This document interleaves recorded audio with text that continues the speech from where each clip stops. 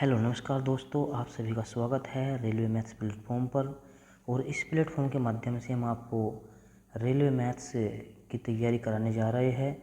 जो भी आपके प्रीवियस ईयर में रेलवे मैथ्स के क्वेश्चन आए हुए हैं, चाहे वो रेलवे एलपी के हो, टेक्नीशियन के हो या एनटीपीसी वगैरह के हो, तो हम आप लोगों को सभी प्रकार के जो आपके क्वेश्चन प्रीवियस ईयर में आए हैं प्रोवाइड कराने के लिए जा रहे हैं। इसमें आपका पहला जो हमने टॉपिक लिया है उस टॉपिक का नाम है प्रतिशत, मतलब परसेंटेज। और इसका पहला क्वेश्चन आपके सामने है। आदित्य को एक परीक्षा में 78% अंक मिले। यदि उसे 663 अंक प्राप्त हुए हैं तो अधिकतम अंक कितना है। देखो, किसी भी परीक्षा का जो अधिकतम अंक होता है वो होता है अपने आप में 100%। ठीक है जी। तो इसने कहा है कि आदित्य को 78% अंक मिले। कितने अंक मिले आदित्य को? 78% अंक। लेकिन वास्तव में जो अंक मिले हैं वो है आपके 663। ठीक है जी। तो यहाँ से आप क्या कह सकते हैं कि जो 78% है वो 663 के बराबर दिया हुआ है। तो इसे आप डिवाइड कर देते हैं। 13 छीक 78, 13 पंजी 65, 13 ही कम 13। ये थोड़ा 30 से डिवाइड हो जाता है। 3 ही 3 दूनी 6 और 17 तिया 51। तो यहाँ पर आपकी 1% की जो वैल्यू आ जाती है वो आ जाती है 17/2। ठीक है जी। 1% की वैल्यू आपकी कितनी आई? 17/2। अब इसने कहा तो अधिकतम अंक कितने होंगे। तो किसी भी परीक्षा के जो आपके अधिकतम अंक होते हैं वो होते हैं अपने आप में 100%। तो आप 100% की वैल्यू निकाल लो। 1% की वैल्यू 17/2 मतलब 8.5 है। तो आपको निकालनी है 100% की। तो 100% की वैल्यू आपकी कितनी हो जाती है? 850। ठीक है। तो यहाँ पर हमारे जो अधिकतम अंक है वो कितने आए हैं? 850 के भी 15% की वैल्यू कितनी होगी। तो कितना आसान क्वेश्चन है। और ये भी आपका आरआरबी, एलपी और टेक्नीशियन दोनों में आया हुआ है 2019 के एग्ज़ाम में, फर्स्ट शिफ्ट में। तो 150 का 120%। तो आप सिंपल सी भाषा में निकाल सकते हो 120/100। आप फ्रैक्शन से भी कर सकते हो, लेकिन सिंपल सी भाषा में आप 100 से आसानी से निकाल सकते हो। ठीक है जी। यहाँ पर क्या हुआ, आपकी एक जीरो से एक जीरो कैंसिल आउट, एक जीरो से एक जीरो कैंसिल आउट। ठीक है।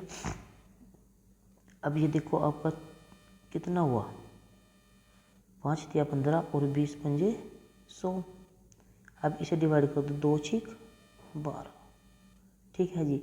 आपका हो गया 6 तिया 18, 18 पंजे 90 और जी 6 तिया 18 ही कम 18 और 9 कितने हुए हमारे? 27।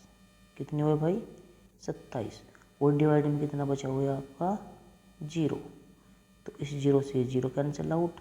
जो आपका आंसर होगा वो कितना होगा? 27। ठीक है जी। तो इसकी जो आंसर होगा, answer number D. Question number 4। देखो, क्वेश्चन नंबर 4 में दिया हुआ है कि तान्या के वेतन में 15% की वृद्धि की गई। ठीक है। तो वेतन, हमारा वेतन कितना होता है? वेतन होता है अपने आप में 100%।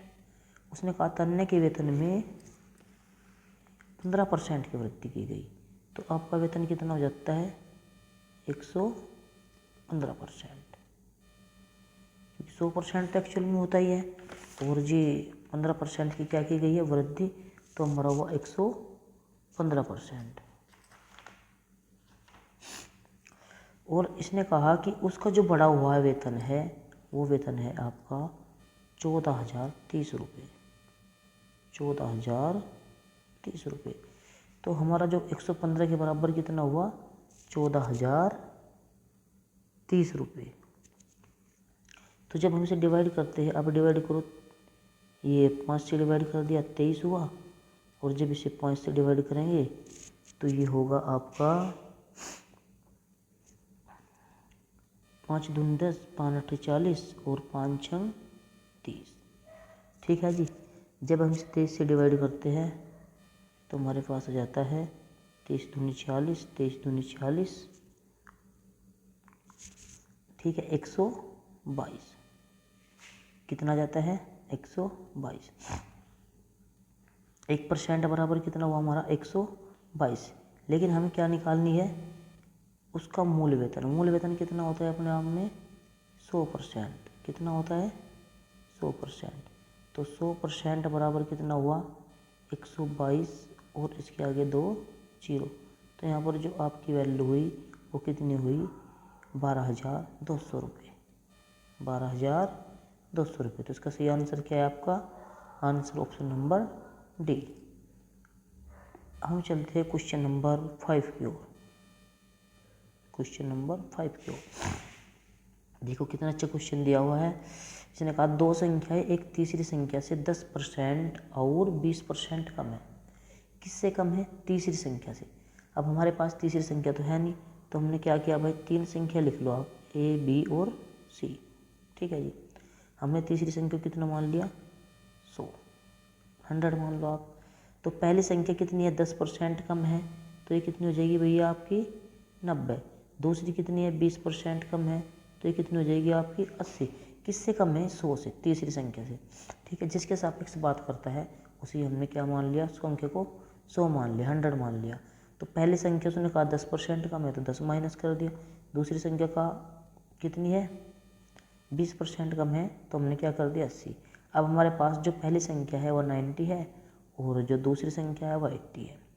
अब उसने क्या कहा दूसरी संख्या को पहली संख्या के बराबर करने के लिए, ये जो दूसरी संख्या है इसे पहली संख्या के लिए बराबर करने के लिए, देखो ये हमारे पास 90 है और ये कितनी है 80। तो इसे बराबर करने के लिए हमें कितना जोड़ना पड़ेगा इसमें 10। कितना जोड़ना पड़ेगा भाई 10 जोड़ना पड़ेगा। और ये 10 किस पे जोड़ना पड़ेगा हमें, ये 10 हमें किस पे जोड़ना पड़ेगा 80 पे। किस पे जोड़ना पड़ेगा 80 पे, क्योंकि 80 में तो जोड़ के हमें बराबर करनी है और मल्टीपल कर देंगे 100 की भाई। ठीक है। एक जीरो से एक जीरो डिवाइड, आपका हुआ 100/8 बराबर। जब कैलकुलेट करोगे तो आपका जाएगा 12.5। ठीक है जी। तो इसका आंसर होगा आपका option number D. Option number D इसका क्या हुआ करेक्ट आंसर हुआ। Question number 6। चीनी के मूल्य में, देखो कितना अच्छा क्वेश्चन है भी। चीनी के मूल्य में 30% की वृद्धि हो जाती है। मान लेते हैं आप चीनी का रेट कितना है भाई 100 रुपये। अपने पास 100 ग्राम चीनी है और 100 ही रुपये की है। उसने कहा 30% की वृद्धि हुई तो हमारी चीनी कितने की हो गई 130 रुपये की। 100 रुपये का रेट था, 30 की वृद्धि होने पर कितना हुआ 130 रुपये की। अब उसने कहा सीता को चीनी की खपत में कितने प्रतिशत की कमी, मतलब कितनी कमी करे कि उसका जो खर्च है वो ना हो। मतलब हमने कहा कि 100 ग्राम चीनी 100 ही रुपये की थी। ठीक है। उसने 30% की वृद्धि कर दी तो आपकी चीनी कितनी हो गई 130 रुपये की, 130 ग्राम। अब उसने कहा कि हमें तो खपत मतलब 100 ही रुपये का खर्चा करना, हमें 130 का नहीं करना है। तो हमें कितना माइनस करना पड़ेगा 100 पर जाने के लिए 30 रुपये। तो ये 30 रुपये किस पर माइनस करना है हमें 130 पर, और मल्टीपल क्या कर देंगे भाई 100। ठीक है। इससे ये डिवाइड, तो आपका आ गया जी 300/13। 13 दूनी 26 और 13 थी 39, आपका एक बच गया 1/13%। ठीक है। जो आपका आंसर होगा 23 से ही 1/13, जो कि हमारा option number A correct answer है। ठीक है दोस्तों, आज के लिए इस वीडियो में बस इतना ही। कल हम नेक्स्ट पार्ट इस वीडियो का लाएंगे। और अगर आपको वीडियो अच्छी लगे तो प्लीज़ वीडियो को लाइक करें, चैनल को सब्सक्राइब करें और शेयर करें। Thanks for watching.